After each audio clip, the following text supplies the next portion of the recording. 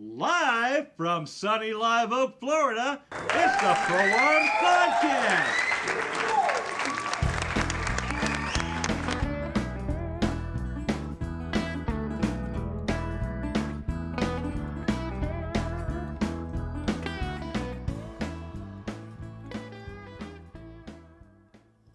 Hi folks, this is your Pro Arms Podcast host, Steve Denny, and on this edition of the Pro Arms Podcast, we're going to talk about real-world issues.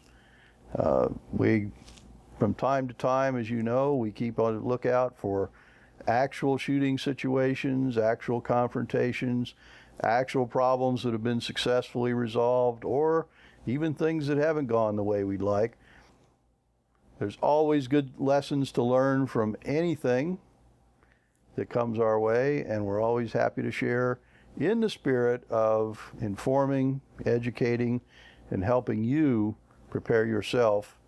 And this is one of those times, so take it away. Hey gang, we're at the Skokie Police Department in Skokie, Illinois.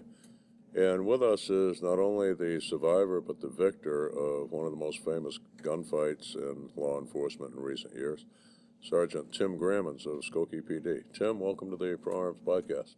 Thank you very much. It's a pleasure to meet you, Massad. I appreciate being here for the broadcast. This is an honor. What year was it exactly that the shootout took place? So it happened August 25th, 2008, about 17:45 hours.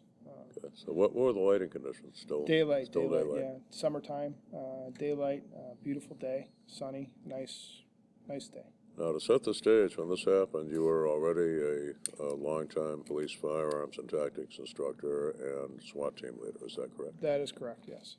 Could you fill us in step by step on what happened that night? The way it started out, Northbrook obviously had a bank robbery at the Fifth Third Bank up on Skokie Boulevard. They gave out a ISPERN radio dispatch, which comes to all the patrol units in the area. That'd be Illinois State Police Emergency Radio Network. Exactly. And we monitor that in our cars. So I picked up that radio traffic in my car. They gave out a vehicle and suspect description, as well as advising that he was armed with a handgun. They gave out a possible plate, and the plate that they gave out, registration check, came back to the city of Chicago. So myself and several officers from the Skokie Police Department, we decided to go head over to the Edens Expressway, or I-94 southbound, and start looking for possible matching vehicles of the bank robbery. No, your department has 123, 124 officers? Correct. Currently, How yes, many we do. were working that night? At that point in time, we probably had 15 officers out on the street that evening on patrol for the afternoon shift, 3 to 11 shift we work. So what happened next? So I headed over to the expressway. 2 officers were south of me on the expressway. They stopped a possible suspect vehicle. Wasn't the car. I got on the expressway and was just looking for cars, and while driving southbound, I observed the white Pontiac Grand Prix with a male black offender that matched the description of the bank robbery.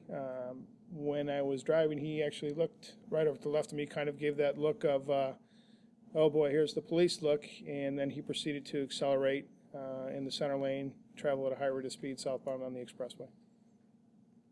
And what happened next? After that, he got into the left lane. I was behind him, started to get on the radio, call out the fact that, hey, I've got one running from me. We're southbound on the expressway. He then did a triple lane change from the left lane to get off Toohey Avenue. He went Toohey Avenue eastbound from the Edens Expressway southbound to Skokie Boulevard, made a right turn on Skokie Boulevard, went down 1 block to Estes Street, took a left on Estes, went through the intersection of Keating, went to the intersection of Kilpatrick, and then he made a right turn onto Kilpatrick Avenue. And what happened next? After he made that right turn, he decided to slam on the brakes, came to an abrupt stop. How far apart were you when that happened? Originally, I was still coming straight east on Estes Avenue. When he made that stop, I went to go make the right turn. I started braking, hit the brakes as hard as I could, and I ended up behind him, offset a little bit to the right of him, from where he ended up, and my car ended up probably 15 feet behind him. So a little closer than I would have liked to have been, but that's just the way it kind of worked out. Yeah, well, lights and siren on at that point? Lights and sirens on at that point, Yeah, yes. did you have any sense at that time how far your nearest responding officers would be? No, we work solo cars. I knew I had 2 officers close to me, but they had to go southbound on the expressway to Peterson to turn around. So those were quite a bit away, but generally between the Skokie Police Department and Lincolnwood Police Department, we're normally pretty good about a 3 to 4 minute backup time for each other. So, if something goes on, we're pretty good about getting there as quickly as possible to back each other up. At that point, in the moments before the fight, can you tell our listeners what you were wearing, what you were armed with? Sure. At that point in time, I was obviously a patrol officer at the time, so I had on my patrol uniform, short sleeve shirt, bulletproof vest. I had on, or bullet resistant, I should say. At that point, I was wearing I want to say Second Chance, level 3A vest with a trauma plate. I was armed with a Glock 21 with 13 in the gun, so the 12 plus 1. Each one of my magazines I downloaded. I had 2 spare Glock 21 mags on my belt. Each one of those I downloaded by 1, so those were 12 each. And then I also had on my vest in a underarm holster Glock 26 loaded with 10 plus 1 of the 9mm rounds. So.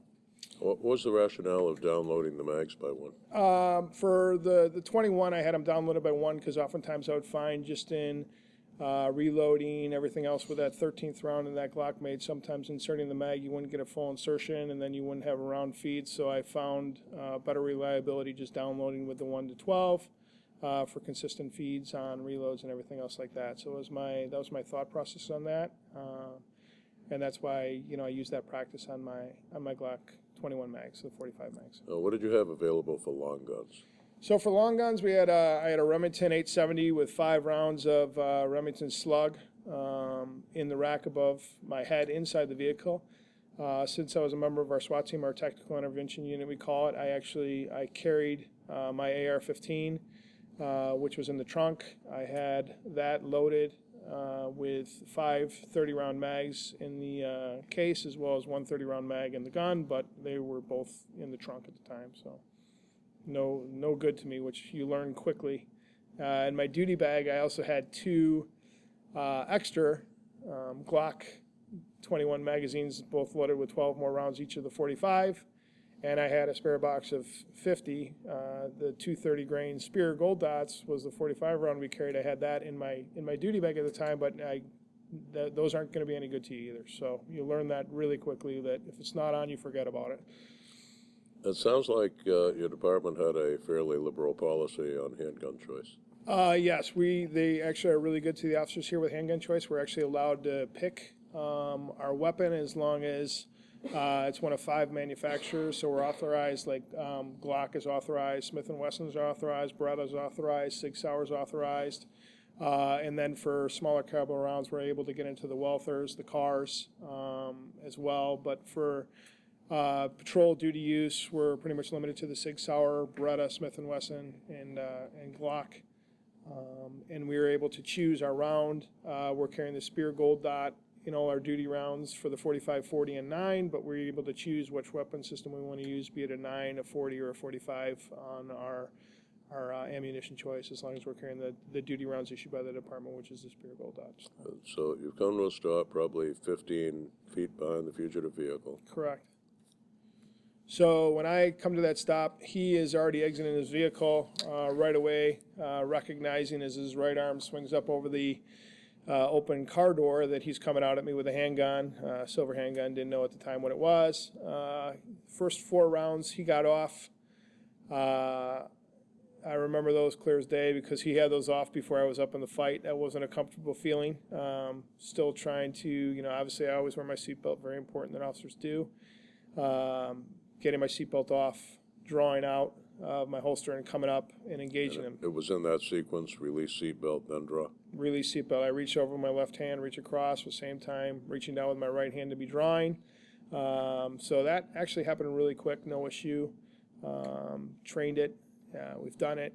We've shot from the vehicle, so the training pays off. Can't emphasize that enough.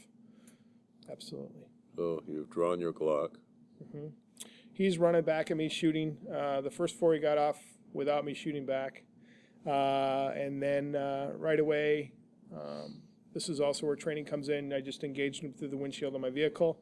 I knew I wasn't going to have time to do any movement, so I came up and emptied my first magazine while seated in my driver's seat of my car through the windshield as he approached. If you actually look at photos from the incident, you'll see how my rounds track up and to the left as Maddox got closer, correct. So I actually end up with 3 outgoing holes.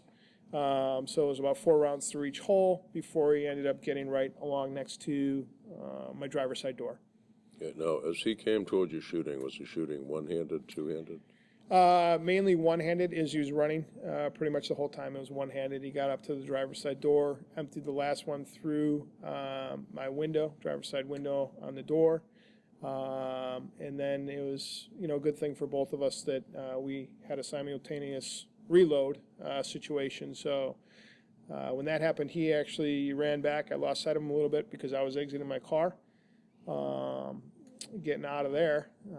And I actually ran forwards in between our 2 cars because I saw him go off to the left.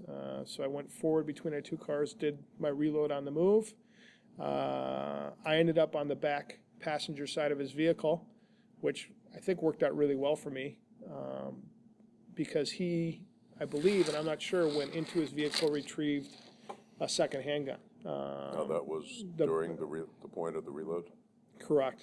And parts of it I miss just from how the whole thing ensued. But when you look at the evidence and everything that came out, he had to have grabbed that gun from inside the car, or he had it on him because he dumped his original handgun on the driver's seat of the car. What type of gun was that? I think it was a Taurus, the Beretta knockoff of the Taurus. So with a 9. So he 16 rounds out of that. He stovepiped on his last round of the magazine.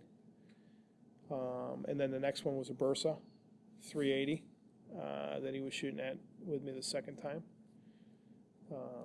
In the front passenger seat of his car in a box, he actually had a SKS in there with 30 rounds loaded, ready to go. That was in a cardboard box on the front passenger seat, laying, like on an angle up. Was that a residential area? Yes, yeah, it was a resident. Yeah, That's all what I residences. thought, yeah. Were there witnesses out there? Yeah, there was a young boy, and I'm not going to use his name because he's a juvenile. He was out skateboarding on the street right in front of his house. Great kid, bravest kid I ever know. He's 12 years old. He went in, ran inside his house, told his mother and father, hey, there's a police officer being shot at out on the street. Had his parents call 911. They called in 911 right away. That homeowner actually came out. I know he owns a weapon, which is great. It's very comforting because he's on the 911 tape saying, I'm getting my gun and I'm coming out. I don't know if he actually got to it or not, but he kind of came out at the end of it, and he was actually like, he was like my biggest cheerleader, Tim Voss. He was my biggest cheerleader. He came out and was like yelling, get him, get him, get him, get him, shoot him. A couple other things. I'm not gonna embarrass Tim, but it was nice knowing that Tim and his son, were there and put it in that call. So Getting back to the fight, now you've emptied the first magazine. Were you shooting one-handed or two? Two, absolutely two. When he was running up, I had a really good look at my front side. I thought I was making some pretty good hits from the seated position. So I had good sight picture, 2 hands. When I got out of the car, things were a lot more fluid after the first reload. My second mag, so he came out, driver's side, went back towards my car again. I don't think he knew I was off to his left, so I had a good angle on him. And just the way it played out, I literally went right at him, charged right at him. Probably ended up 3 feet from him. So at one point in time, I was one-handed shooting. When I got in close, I ended up retreating away, running back away to take cover behind my car. That's where I ended up doing my second reload. So another 12 rounds off on the move. Now, as you're running toward him firing, are you seeing any effect? No. And when I do the math on the round count, total hits overall into him were 17 hits. Some of them were solid hits. So when you do the math, I know I was making hits. I know where I was making misses for sure. On my third mag, I shot my tire because I was on the passenger side of my car, trying to go underneath the car and skip at him. And I shot my door twice on my passenger side. Were you point shooting it by that time? At that point in time, I was actually on the move running and then did a reload. So I was point shooting at that point. When I saw those hits impact into the tire of my car and in the side of my car, I realized, hey, this is not going to work. Trying this tactic, skipping. I was able to get in to the grass next to a tree, dropped into a great prone position. So for me being a sniper, I felt really comfortable laying down on the grass. It was nice. And I'm on my third mag at this point in time. The way my car was parked, because it's a good crust in the road, I actually had a good 4 feet from where he was on the other side in the angle. And I was able to get 3 solid shots off on him. Great sight picture. And I had 3 in the head. Was that the best sight picture of the fight? Yes, absolutely. Between when I was seated in the vehicle and then the last 3 I had the best sight picture, and I knew I was making solid hits. I had a great look at my front sight, felt very comfortable. You were going for the head? Going for the head. Yeah, what reaction did you see? As soon as I put those 3 rounds in and he dropped, I maintained cover on him. What position had he been in when you were shooting? He was crouched. Right. Crouching position, yeah. So he was kind of doing like the, up down thing, like either where am I, over the car, under the car. He shot the house right behind me. He put a round into there. So he was kind of doing that up down peekaboo thing, and I got in a nice solid position, wait for him to go do the down look, and then I got a great look at him. So you shot him in the face. He's still there. 3 times, yep. Then he laid down, maintained cover on him. Oh, he didn't go down until the last shot. Last 3 were all simultaneous. So I put off 3 good ones in Right repetition. back. Exactly. So once I saw those in effect on him, and he stopped shooting, I felt comfortable just maintaining cover on him at that point in time. And then the first 2 officers to respond were Detective, now Sergeant Barnes, and Detective Mendez, both of whom were also on the SWAT team with me. So it was great to have them there. How long did it take for them to arrive? They were there, I probably want to say 2 minutes, within 2 minutes after the shooting started. So they were it was quick response. Were they ever able to reconstruct what the timeline was from the first shot by Subject Maddox to your last shot that ended the fight? 56 seconds. 56. 56. Were you in communication at all in the course of that 56 seconds? In the middle, after my first mag change, I was on the radio. So initially, I was on the radio saying he's out, and then I get on shots fired. I'm on the radio. After my first mag reload, I'm on the radio again saying shots fired. I need help.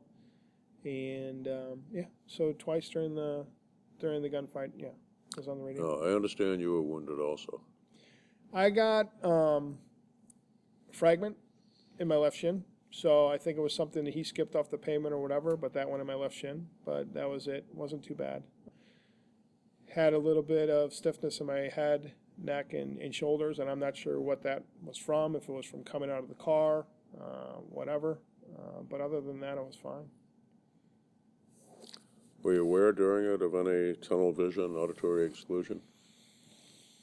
Auditory exclusion didn't really start until after I started shooting from inside my car, but I think a lot of that, I heard his first 4, clear as day. I could hear Tim Voss yelling. So the auditory exclusion wasn't as bad, but my rounds themselves, I didn't hear as much going off. And I'm not quite sure if that's because, my first 13 were going off inside confined space in my car. So ever since the incident, Were you aware of any sound concussion firing inside the car without hearing protection? No, but I feel as if I'm kind of feeling the long-term effect of it because I have significant hearing loss in my left ear ever since this happened, and that's unfortunate, but that's the way it goes. Now, with bullets going back and forth through the windshield, where were you for glass fragmentation? So I took glass fragmentation just on my forehead. Those were just minor cuts and scrapes. I had sunglasses on, which was great. What kind? I was wearing Oakleys, so yeah, Oakleys with ballistic protection, so those were nice. Yeah. Now, when this was first written up, the big storyline that people latched onto seemed to be meet a policeman who now carries 145 rounds. Fill us in on that. So for me, I don't care what duty handgun round you're carrying. I don't care if it's the 45, the 40, the 9. I shoot all of them well. The ballistics on all of them are so similar. If you look at, Spear does a great job with their ballistic tests. And you look at ballistically what you're getting out of the handgun round comparatively. And then to me, the big factor was capacity and speed. I shoot them all well, but with the 9, I obviously am starting out with 18 in the gun right off the bat. I now carry the Safariland Slimline triple stack pouch for the 3 more 17. And then I put two 33 round Glock magazines right in the center of my vest behind my trauma plate. So you wear the outside vest? I wear an inside vest carrier. I don't like the outside vest carrier because I don't like the fact that people can grab onto it too easily. Although I'm tempted to switch just because it's so much easier to carry the amount of equipment we have. So it's a toss-up one way or another. But to switch to the 9, I can carry pretty much 100 more rounds of ammo, compatible between both my weapon systems, the Glock 17 and the Glock 26, or the 34 and the 26, and for 2 more pounds. And to me, the advantage of having those extra rounds, when I look at a lot of the recent police gun battles, the round count is just skyrocketing on what's going on with round count. And I've seen too many videos where officers are running out of ammunition, and that's not going to do me any good. It's not a position I want to be in. I came close with my primary weapon system in the Glock 21. Only having 4 rounds left, that's not a comfortable feeling. And knowing that I shoot the 9 just as well, and my follow-up shots are a lot faster with the 9, to me it was an obvious choice to make when you look at the handgun rounds. That being said, I would much rather carry my rifle any day. If I could sling my rifle, I would sling my rifle. Your carry load for the Glock 9mm now is the 124 plus P Spear? Correct. 124 plus P Spear gold out, absolutely. That load's worked well for your department? Very well. Very well. All the testing, we're very, very pleased with the Spear. And that's our duty weapon choice for handguns. Still use the 45 for anything at all? The 45, you know what, I love my 45. Right now, my 45 sits in the safe. It's been officially retired. I take it out every once in a while, clean it, make sure, but that's pretty much my weapon that I have at the safe at home. If I need it, I'll get that one out. So. I see you're teaching this week and plain clothes and a suit. What are you carrying now? Right now, when I carry off duty, I carry Glock 26, the same 26 I carry as my backup weapon. I always carry 2 spare magazines with me. Obviously, carrying the semi-automatic, I think it's really important to have that spare magazine, if not 1, 2. Just obviously, primary weapon malfunction on a semi-auto, as we all know, is going to be the magazine is the primary cause most of the time, and then we'll go from there. So. I take it in your training you had fired through windshields prior to that? Correct. That was a huge advantage to being on our SWAT team or tactical intervention unit is the extra training, where we're shooting through barriers, shooting through drywall, shooting through glass, training all that, seeing how that works, skipping rounds, trying that, see how it works, being able to practice that. The other huge advantage for me was force-on-force training. All the force-on-force training we do, we use a simunition platform, and being involved in that training, just to experience, hey, shooting at someone, being shot at, constantly as realistic as it can get, without doing the real thing were huge advantages. Huge advantages. Every officer, everyone should try and engage in that type of force-on-force training, as far as I'm concerned. Well, we certainly agree. What were some of the other lessons that you took away from that incident? So aside from, the ammo change, I realized, hey, I did all right, but I knew that I could always be better, and always be better. You can always improve on where you're at. So to me, it's been a focus ever since my incident to train as much as I can, to learn, to have opportunities to speak to someone with your expertise. That's why this is an honor to get feedback from you and other people that have been there, done that. And you look at all those scenarios and you look at the tactics. I study the tactics of other officers' gunfights. I'll call up other officers, hey, what worked for you, what didn't work for you? You study those things. And then just apply the tactics you learn and be prepared for your next time, because you're always preparing for your next time, whether that next time be your first or the next time be your next. But it's so important to study it, prepare, train, practice, learn what's working. To me, that was huge. My dedication to studying the game, for lack of a better way of putting it, I think that's really important. It sounds like the decisive shots that ended it involved the most solid position of the fight and the hardest sight picture of the fight. Is there any correlation there? Obviously, yes. But when you look at the rounds I had on before, I had 6 or 7 really good ones. I had a heart shot, double lung shot, kidney shot. When you say double lung shot, that was 2 shots through the lungs? One in each lung, right lung and left lung. Not one shot that took both? No, right lung and left lung. When he was shooting at me, I had a lot in his arms, but obviously, you don't have the luxury of having those shots take effect. That's another thing I learned, and that's why, ultimately the headshots were the best way to go.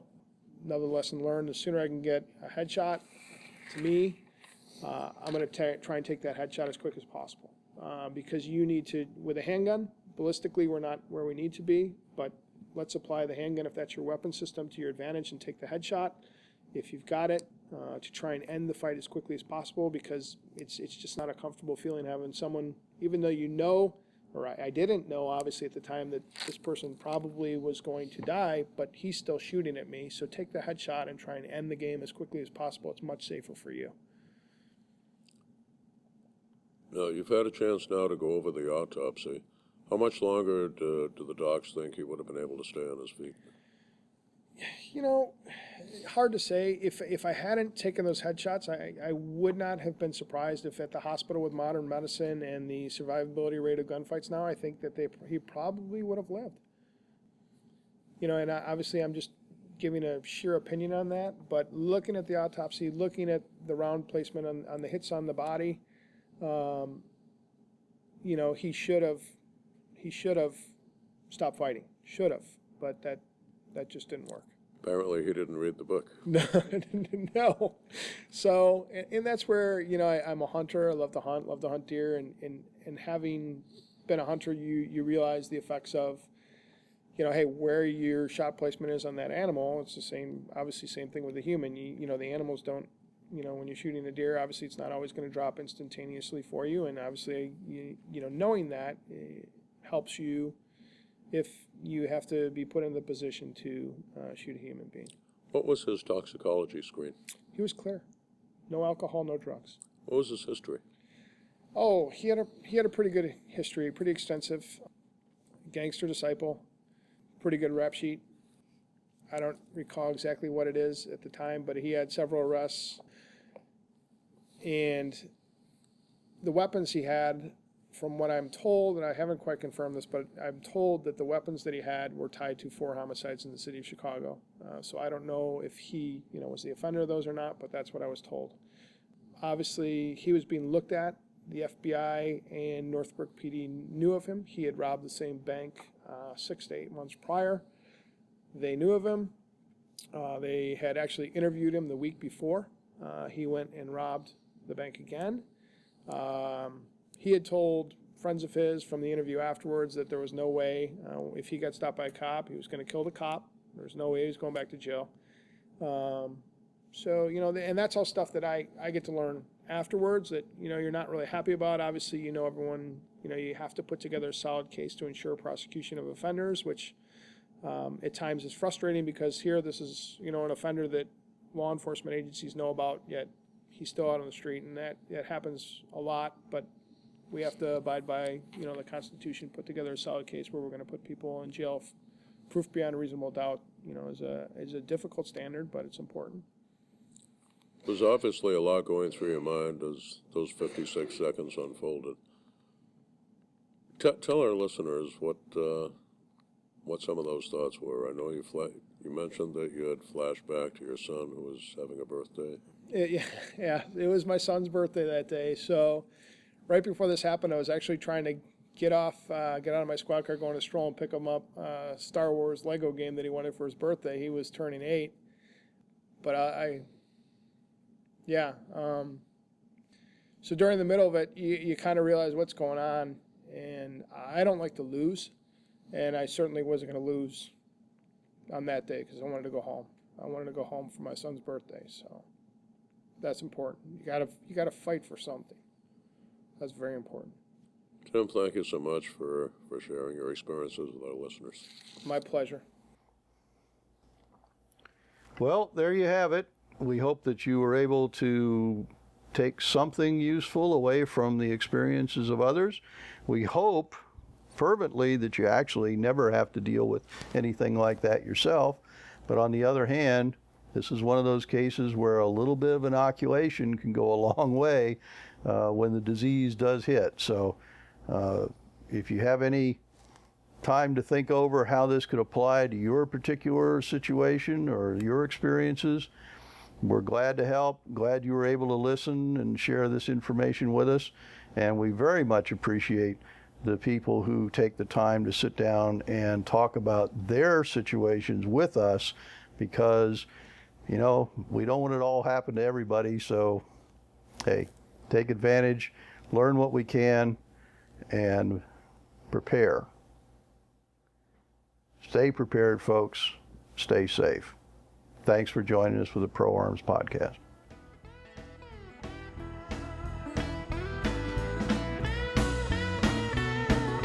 Pro Arms Podcast music is by Kevin MacLeod.